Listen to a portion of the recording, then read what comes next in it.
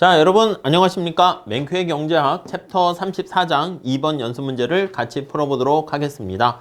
자, 문제를 보시면은요. 중앙은행이 통화량을 5% 증가시킵니다. 자, 이랬을 때 미치는 효과를 A, B, C, D, E 이렇게 나와 있어요. 자, 유동성 선호 이론을 이용하여 이게 이제 케인즈의 어떤 얘기를 하는 것이고 사람들이 왜 화폐를 보유하는가 라는 어떻게 보면 화폐 수요 이론을 나타내는 거예요. 자, 그래서 케인즈의 주장으로서 이자율이 어디서 결정되냐면 이자율이 유동성이 제일 높은 자산이 화폐 아니겠습니까? 그래서 화폐 시장에서 결정된다라는 거예요.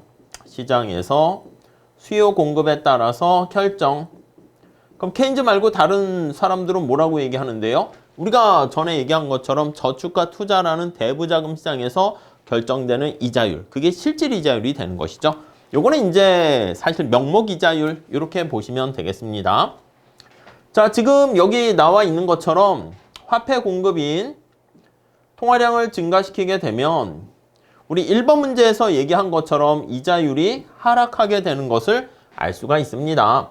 자, 여기다 그래프를 살짝 잠깐 그려볼까요? 화폐 공급, 화폐 수요 이렇게 되어 있는데요. 자, 여기서 이자율이 결정되는 상황에서 이때 여기 나와 있는 것처럼 화폐 공급이 증가하게 됩니다. 증가하게 되면 이자율이 하락하게 됩니다. 이해 가시죠? 이렇게. 그러니까 여기 수직 축에는 이자율 변수가 있고요. 여기는 화폐 거래량 변수가 이렇게 있습니다. 자, 이렇게 됐고요. 그래프를 이용해서 봤어요. 다음 B번 볼게요. B번.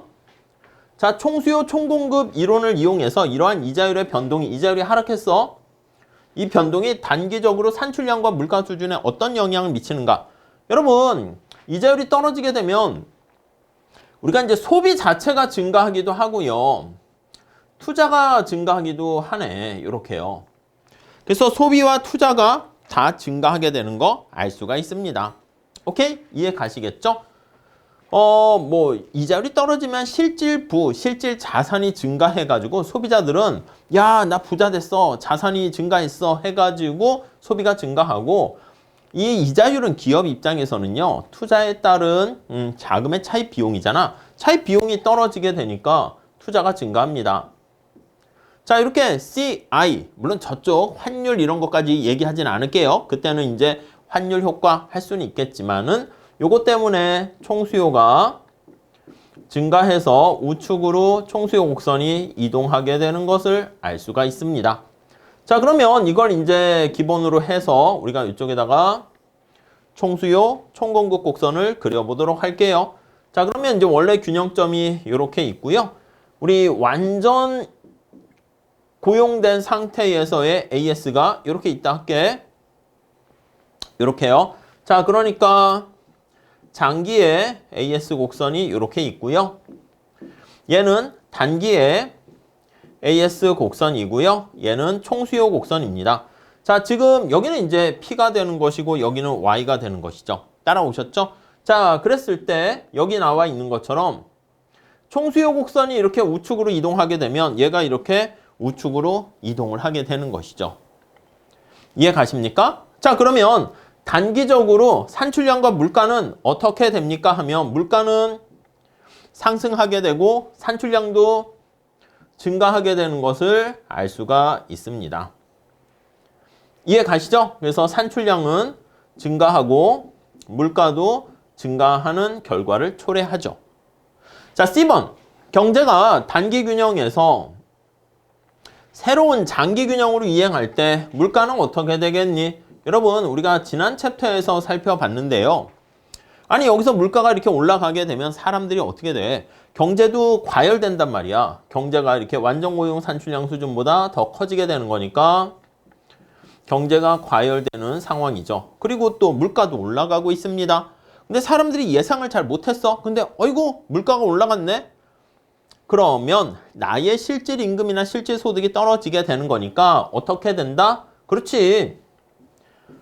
명목임금이라든가 이런 걸 명목소득을 올려달라고 얘기합니다. 그래서 기대물가가 상승하게 되면 이렇게 기대물가가 상승하게 되면 단기에 AS 곡선이 상방으로 이동을 합니다.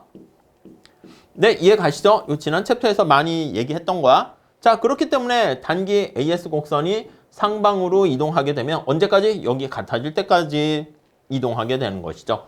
자, 그래서 다시 정리하면 원래 균형점이 A였다가 B점으로 갔다가 지금 이게 B점이 되는 겁니다.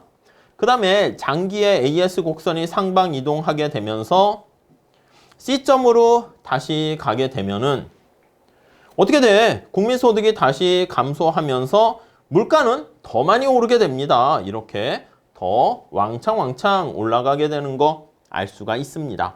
자, 여기서 다시 정리하면 장기 균형으로 이행하게 되면서 물가 수준은 어떻게 변화하게 되는가? 예, 더 크게 상승한다. 이렇게 보시면 되겠습니다. 오케이? 네, 그렇게 보시고요. 자, 다음 볼게요. D번.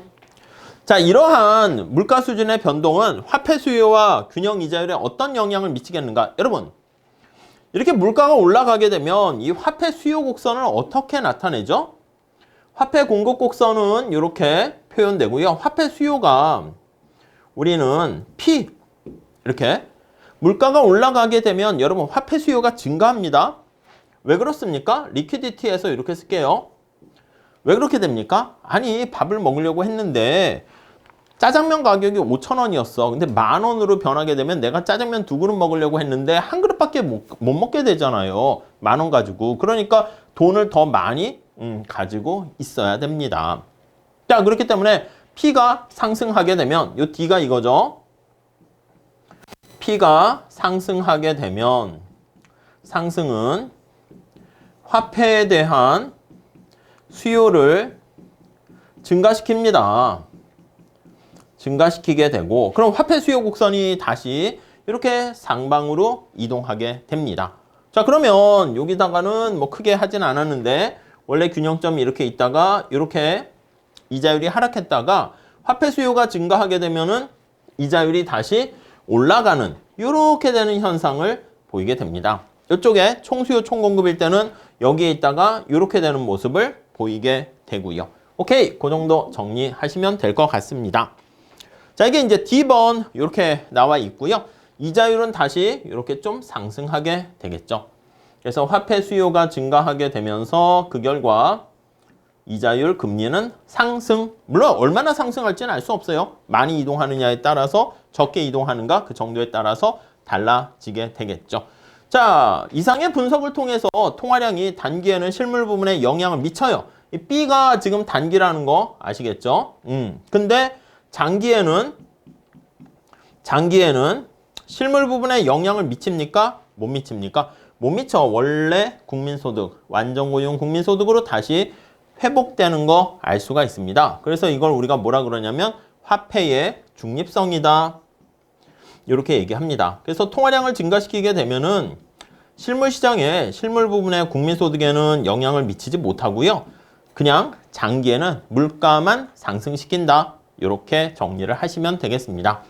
자, 간단한 문제로 시작했습니다. 통화량을 증가시켰을 때 화폐 시장의 그래프와 총수요 총공급 그래프를 같이 그려가지고 물가라든가 이자율에 그리고 국민소득에 어떤 영향을 미치는가, 네, 그걸 문제로 만든 게 2번이다. 이렇게 보시면 될 것 같습니다. 정리 잘 해주시고요. 다음 시간에 3번에서 같이 또 공부하도록 하겠습니다. 감사합니다.